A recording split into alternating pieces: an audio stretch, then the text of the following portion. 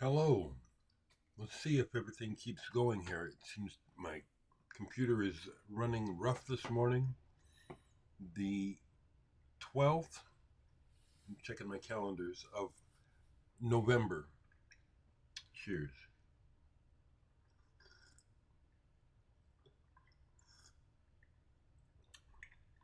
Well, I missed the Northern Lights last night, I see. By all the pictures this morning in my news feed. Apparently because of the CME that happened, and I understand that it will happen again tonight, and that the northern lights will be visible, possibly as far south as Texas and stuff. So maybe I can catch it tonight. The other thing is that yesterday was Veterans Day, which I didn't mention because it really has no meaning to me, and that's not disrespectful to veterans. It's just that it doesn't have any meaning to me personally. So there's no reason for me to talk about it. There's nothing to say. Plenty of veterans in my family, the way they were treated after their service has a lot to do with my disdain for the military, the government, authority figures. All they want you to do is do their agenda and die and get out of the way. I don't have any sentimental feelings about that shit. Cheers, people. So, since I'm in this routine of talking 5 days a week for the most part, and sometimes there's really not much to share news wise on the vinyl front, I'll just continue to just be myself and share what's on my mind in the moment. And at this time, what's mostly on my mind is, and what I've been doing is preparing for my program on Friday night at Art House. My talk and then some music with Otis 12 joining me. And I've been just trying to, you know, this encapsulate what it is I want to share. And so I'm kind of practicing here in a way, or yeah, it's like let me. So I talked about yesterday about how even though I come from a long line of musicians, it's in me, but I never wanted to be a prodigy, or like I just wanted to play. I just wanted to play music. I sometimes hear things and I have to check what am I hearing. So, like for example, a couple more, just a little bit more. So when I was a kid, I finally got the nerve to ask for Christmas for a guitar. Third grade, and I'll never forget this because under the Christmas tree for that Christmas, there was a box, there was a package. Looked like it was the right size for a guitar. Well, sure enough, it was. But guess what? It wasn't for me. My dad bought a guitar, but he gave it to my brother Patrick. Was I crushed? Can you imagine how devastating that was for me at whatever age I was?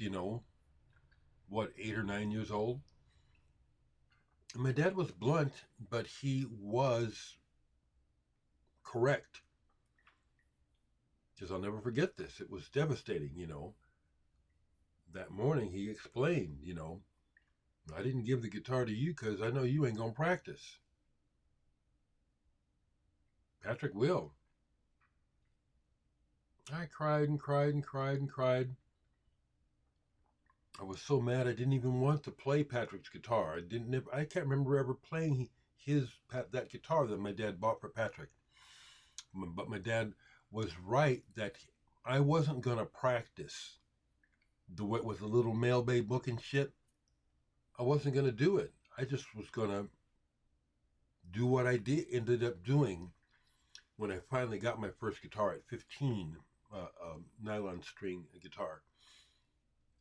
I would teach myself basic chords and songs by ear so that I could play them. That's what I wanted to do. I wasn't worried about being a prodigy. So one of the other things I want to share is how my status in Nebraska as a respected elder musician with many awards, Hall of Famer and all that stuff, it means a whole lot to me because it was never part of a plan. I never planned to be a professional musician. I just wanted to play, and as I started to get involved in music as a teen, there was never any long-range plan. I wanted to play and see what it was like. I wanted to have the experience of playing rock music like the other white kids, which I've never had. It's just, I played the music. I've helped to grow the music scene in Omaha, but have I ever felt like an insider? No. So for me, it has a lot of value that I'm at this point in my life now where I've accomplished these things not so much through a plan, but just by doing it and seeing what happens. Like, for example, when I started the band Digital Sex, there was not this hardcore plan to become a professional band trying to make it. My thought was, let's see what happens. I think I'm good enough. I think I can make something good enough. Let's see what happens. So all of this has just a whole lot of meaning to me personally. And I just want to try to share with people, that a big part of it comes from just following an inner desire based on my love of music, not of the business or wanting to acquire status with the opposite sex. It was the music. It's always been the music.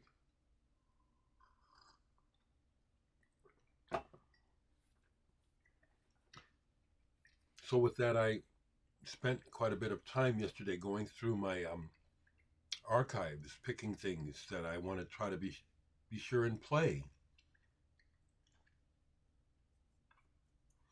And other than that, I did play some music for pleasure yesterday. Just kind of dipping into my records, and I'll show what I played. So that's what's going on with me, and I'm really looking forward to Friday. And yeah, cheers, people.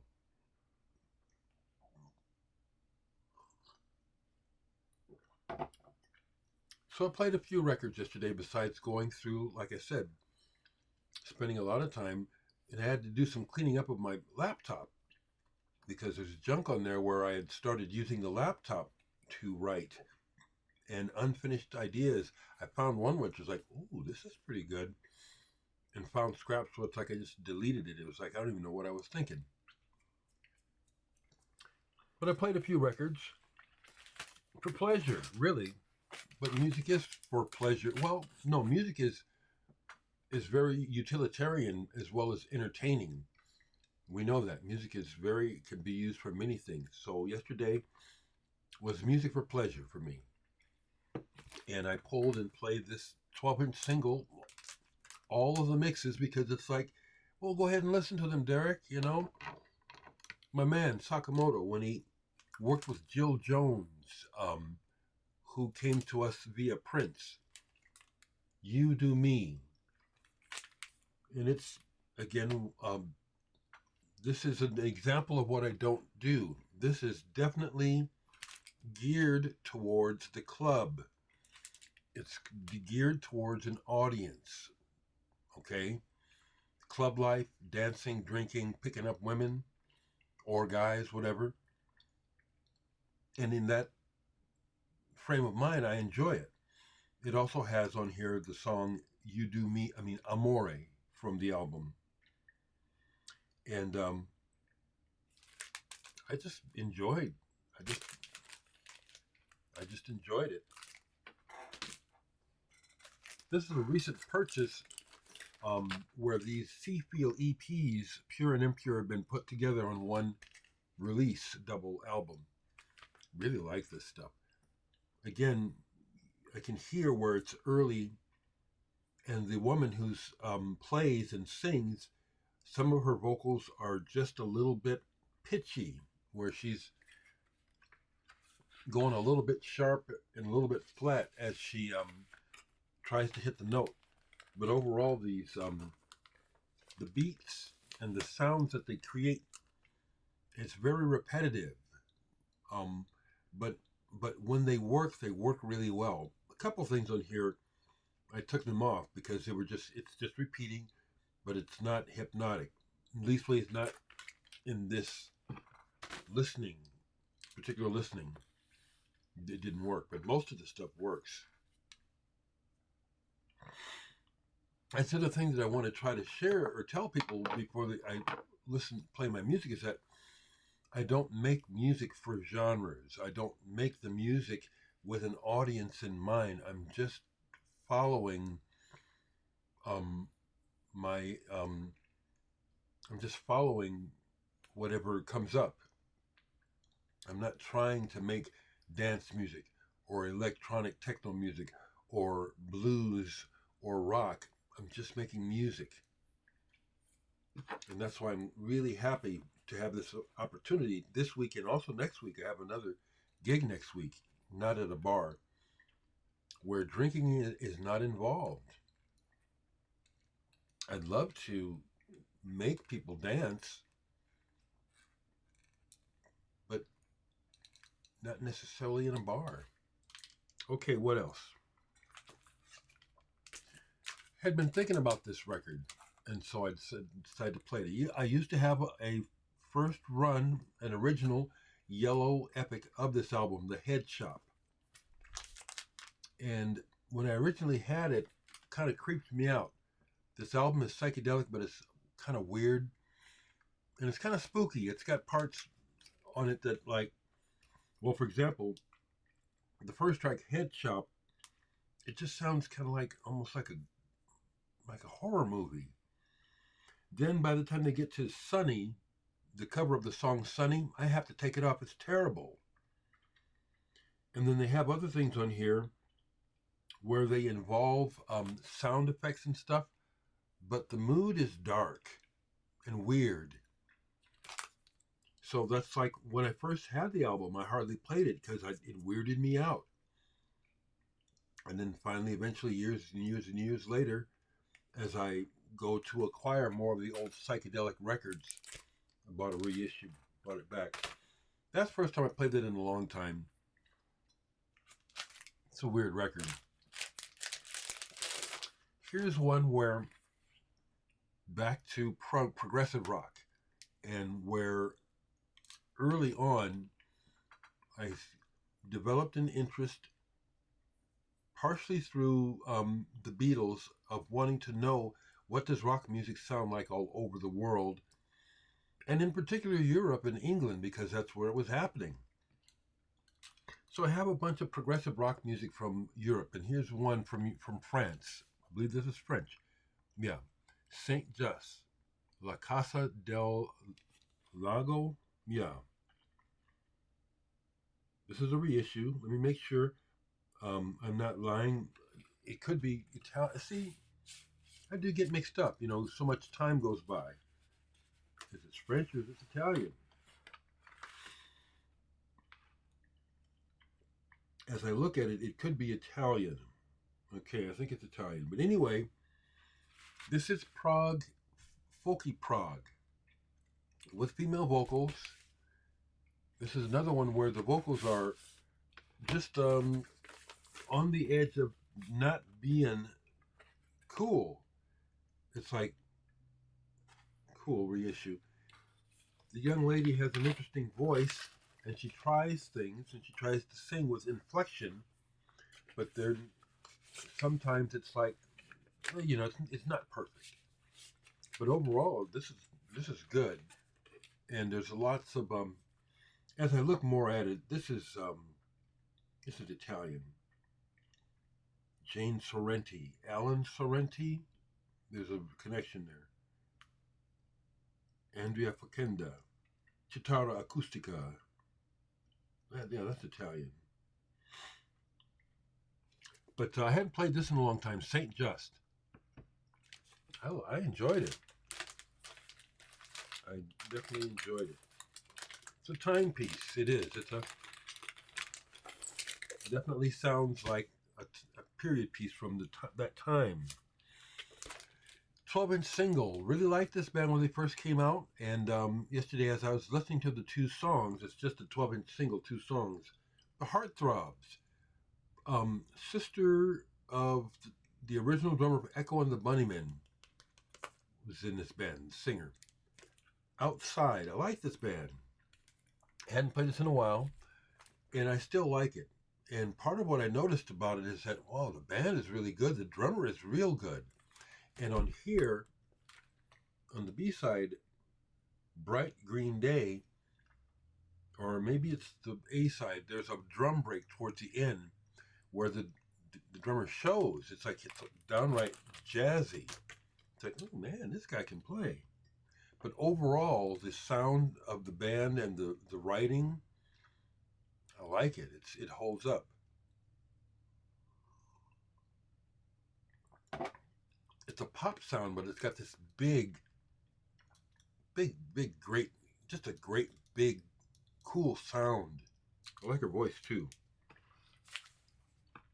And the other thing I played was this old Prog album by the band Sahara, Sunrise.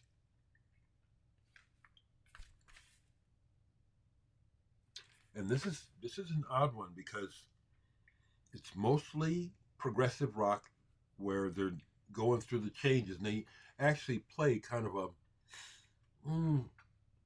it's a line. I think I've even heard Zappa use it. But it's mostly really good, except for the second song on the first side, which is pure country. I don't know why they did that. I had to just eventually just skip it because it's out of context. As good as this record is, it's really poorly recorded. Really, really poorly recorded. I love that cover. Listening to the music, it's like, man, where's the EQ? Where's the bottom? Good Lord, this sounds like it was recorded on a cassette machine. I think that's all I have really to show. Yeah. I got a sale. Someone bought one track, spent $1 on me on Bandcamp. When that happens, I get 78 cents. So I made 78 cents last night. Cheers and thank you. I saw Nico, the main cat that I see in our neighborhood this morning. So apparently it's not too cold for them to be tipping around. That's what I say. The cats are tipping around. I love seeing them. Well, that's what's going on. I hope maybe I will be able to catch the northern lights tonight, maybe. That's what I got for you, folks. Okay, let me just be quiet. Family, always thinking of you, always hoping everyone is okay. Okay, let's have a good day.